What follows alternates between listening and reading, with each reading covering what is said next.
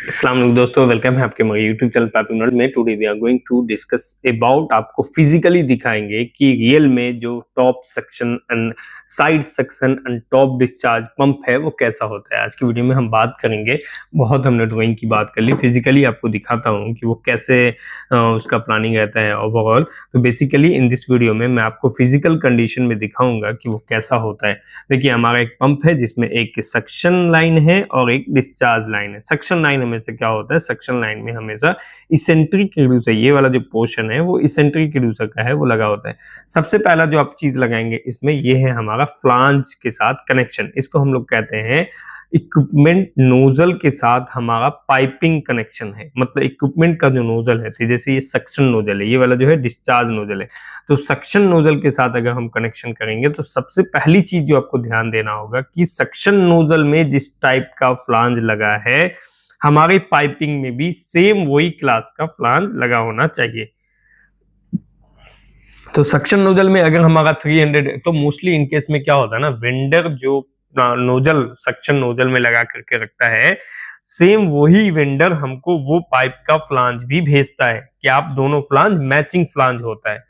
तो suction nozzle में जो पाइप का फ्लांज लगा है, सेम ग्रेड का फ्लांज वो हमको यहाँ प्रोवाइड करेगा। अब देखिए, नॉर्मली हमारा लाइन जो है 150 रेटिंग का है, लेकिन सक्शन में 300 रेटिंग का फ्लांज लगा है।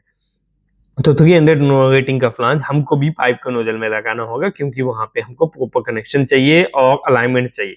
उसके बाद जो है कुछ स्ट्रेट लाइन है। स्ट्रेट लाइन उसका कैलकुलेशन है कि आपका ये सक्शन नोजल से पहले कितना स्ट्रेट लाइन होना चाहिए, तो उसके अकॉर्डिंग यहाँ पे दिया गया है। फिर ये जो है फील्ड ज्वाइंट, ये ब्लैक वाला जो पोर्शन आप देख रहे हो, ये फील्ड ज्वाइंट पे रखा गया है। ये सक्शन नोजल हो गया और ये डिस्चार्ज नोजल हो गया। तो सक्शन नोजल और डिस्चार्ज नोजल के में जो फ्लांज मैचिंग है, देखिए दोनों सेम फ्लांज लगा हुआ है। ये डिस्चार्ज वाली लाइन है। अब यहाँ पे हम लोग देखेंगे, सबसे पहला चीज है जो यहाँ पे है वो है फील्ड ज्वाइंट। ये फील्ड ज्वाइंट हमने क्यों रखा है, क्योंकि ये सारा स्पूल हमको फैब्रिकेशन करके मिला, और एक फील्ड ज्वाइंट हमने रखा है क्योंकि स्पूल को हम लोग थोड़ा बहुत एडजस्ट कर सके पंप के अलाइनमेंट के लिए।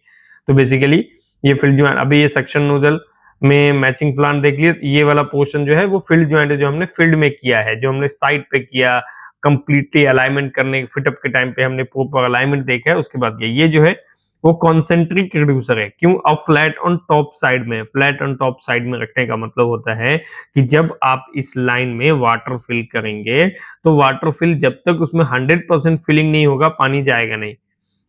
तो इससे क्या होता है, लिक्विड जाएगा नहीं। इससे क्या होता है कि एयर पॉकेट नहीं बनता। अगर आप इसको अपोजिट करके लगाएंगे, टॉप वाला पोर्शन इसमें ऊपर कर देंगे, तो इसमें क्या होगा कि जो आपका लिक्विड 100% फिल होकर के नहीं जाएगा। तो इससे क्या होगा, आपका पंप में कैविएशन होने से उसके डैमेज हो जाता है इम्पेलर। तो अपने ये भी eccentric reducer flat on top में है। ये 18 इंच का लाइन था, उसको रिड्यूस करके 8 इंच का किया है। इसने 2 बार रिड्यूसर लगाया है। फिर अब देखेंगे इसमें जो जो ब्रांच निकला है ना, ये वेंडोलेट से ब्रांच है। तो वेंडोलेट लगा करके ये ब्रांच फिटिंग्स आता है, एक ब्रांच फिटिंग जिसमें ऑलरेडी फ्लांज लगा होता है, निप्पल भी लगा होता है और वेंडोलेट भी लगा होता है। यहाँ पे ये इंस्ट्रूमेंट लगाने का है। ये वाला जो पोर्शन आप देख रहे हो नीचे वाला, ये ड्रेन पॉइंट है। आप कभी भी सेक्शन और डिस्चार्ज की लाइन देखेंगे तो उसमें ड्रेन पॉइंट है। एल्बो लेकर के टर्न हुआ, यहाँ भी एक इंस्ट्रूमेंट लगेगा, इसके लिए ब्रांच दिया है। ये है हमारा बकेट टाइप स्टेनर।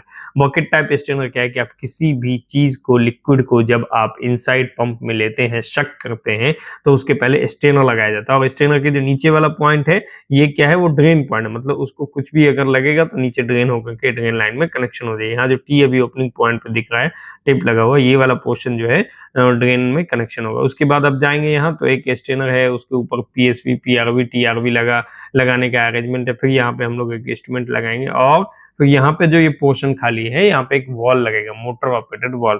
तो इन दिस केस में आपको ये समझ में आया है कि सक्शन लाइन में हमारा एक इंपॉर्टेंट क्या है कि इसेंट्रिक रिड्यूसर होगा, दूसरा कि उसमें स्टेनर लगा होगा, तीसरा ये है कि eccentric reducer flat on top portion में लगा होगा। अभी हम लोग मान लिया स्टेनर है, ये दूसरा वाला, दूसरे टाइप का स्टेनर है। ये तो बकेट टाइप स्टेनर था और वाई टाइप स्टेनर है। दोनों में डिफरेंस है। थोड़ा बकेट टाइप स्टेनर के लिए है कि वो हेवी लाइन होगा तो उसमें यूज करते हैं। अब मेन पॉइंट है हमारा डिस्चार्ज लाइन का।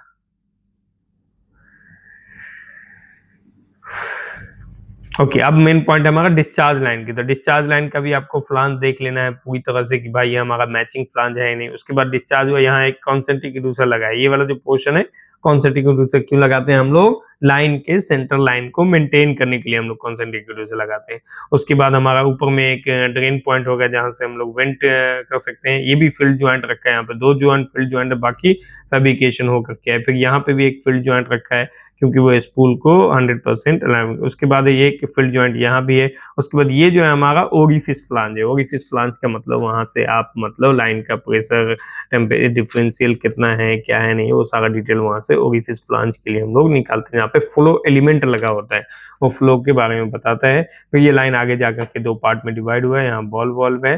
तो इस टाइप से आपको अगर सक्शन और डिस्चार्ज की कंप्लीट डिटेल की इन्फॉर्मेशन चाहिए तो आप मेरे चैनल पर विजिट करें और उसके बाद आप चैनल को लाइक शेयर सब्सक्राइब करें। इसमें आपको जो भी इंफॉर्मेशन मिलेगा वो इंफॉर्मेशन एज ए इंजीनियर आपको क्या क्या चीज की रिक्वायरमेंट है, इंटरव्यू देने के लिए आपको कौन कौन सी चीजों की रिक्वायरमेंट होती है, आप क्या क्या इंटरव्यू में बोलना है, कैसे आपको बात करनी है। देखिए बॉल वॉल्व है, यहाँ एसएनटी के रिड्यूसर लगा कर रिड्यूस किया है। यहाँ पे सपोर्ट का लेवल को मेंटेन करने के लिए कि हम लोगों ने इसको एसएनटी के रिड्यूसर को फ्लैट ऑन बॉटम में रखा है। ये जो पोर्शन है वो एनआरबी है, यहाँ पे नॉन रिटर्न वॉल्व। हर डिस्चार्ज लाइन में नॉन रिटर्न वॉल्व रहेगा। डिस्चार्ज लाइन की पहचान कैसे होती है? उसमें कॉन्सेंट्रिक रिड्यूसर रहता है फर्स्ट, सेकंड उसमें ओरिफिस फ्लांज या फ्लो एलिमेंट लगा रहता है, तीसरा है उसमें एनआरबी लगा रहता है। एनआरबी, इस लाइन में भी एनआरबी हम लोगों ने टेस्टिंग के लिए रिमूव किया। फिर यहाँ पे एक एमओवी लगा है, मोटर ऑपरेटेड वॉल लगा है।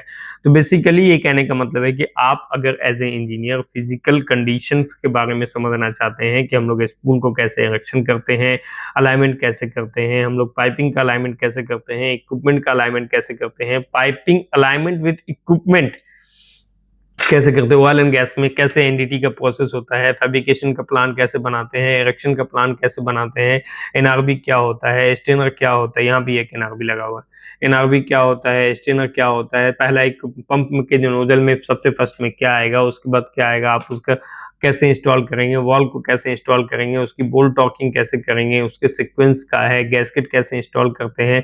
इन सब चीज़ों के बारे में डिटेल में अगर आप समझना चाहते हैं तो मेरे मास्टर क्लास में कांटेक्ट करें स्टेज से, और हमारे चैनल को लाइक शेयर सब्सक्राइब करें। मैं फिजिकली ये प्लान किया हूँ कि मैं एज ए इंजीनियर आपको वो इन्फॉर्मेशन दूंगा जो आप फैब्रिकेशन से लेकर के कमिश्निंग तक की एक्टिविटी को समझे। क्यों? क्योंकि मैं नहीं चाहता कि कोई बंदा जॉब ज्वाइन करे और फिर वो फैब्रिकेशन इंजीनियर बन करके जब वो इरेक्शन की एक्टिविटी हो तो उसको रिप्लेस कर दिया जाए। मैं ये चाहता हूँ कोई बंदा फैब्रिकेशन में ज्वाइन किया है तो वो कमिश्निंग हैंडओवर तक वो प्रोजेक्ट को कंटिन्यू करता रहे। Okay, thank you. अगर आप रियल लाइफ की फिजिकल कंडीशन देखना चाहते हैं, रियल लाइफ में कैसे आप एग्जीक्यूट करते हैं जॉब को, प्लानिंग कैसे करते हैं, एक्सपीरियंस के बारे में समझना चाहते हैं कि हमें एक वॉल को इंस्टॉल करना है या फिर पाइप को इंस्टॉल करना है तो हमको क्या क्या करना होगा, क्रेन अरेंजमेंट के बारे में समझना है तो क्या क्या करना होगा, इन सब चीज़ों पर अगर आप बात करना चाहते हैं तो इन सब चीज़ों के बारे में अगर आप डिटेल में समझना चाहते हैं तो आप जरूर कॉन्टेक्ट करें, मास्टर क्लास जरूर ज्वाइन करें। Stay safe, stay healthy. Thank you for watching.